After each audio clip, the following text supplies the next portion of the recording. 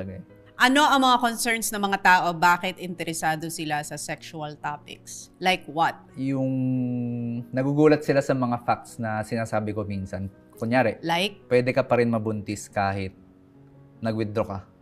Withdrawal. Nabasa ko yung comments, ang dami nagulat. Tapos sabi pa nila. Yung mga nagulat, yung mga nag-withdrawal. Daming kinabahan. Oo, ang daming kinabahan, oo. Tapos sabi, Doc, ba't ngayon mo lang sinabi yung mga ganun?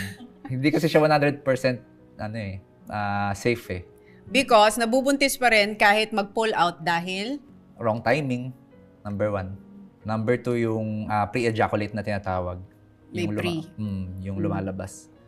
Tapos number 3, siguro kung fertile talaga yung babae nung time na yun, mas mataas yung chance niyang mabuntis. So kahit may spill lang ng konti, mabubuntis na yun. Lalo na kung fertile talaga siya. So yun yung mga topics. Ano pa yung sa lalaki? Yung hindi nakakatangkad ang pagsasarili, mga ganun. Masturbate. Oo.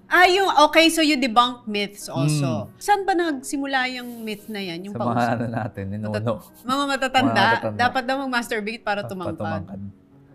Pero hindi ako against, normal naman yun, pero hindi lang siya nakakatangkad. What about erectile dysfunction? Ayan, marami ring may concern dyan.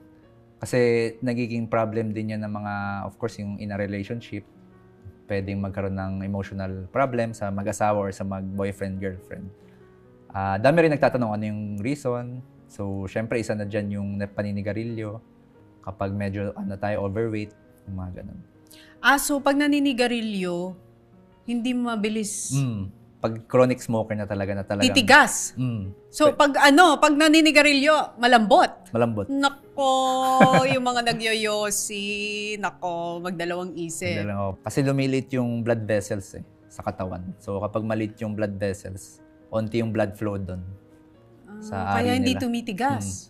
Kung titigas man, mabilis lang. Okay. So yung sa mga smokers pala.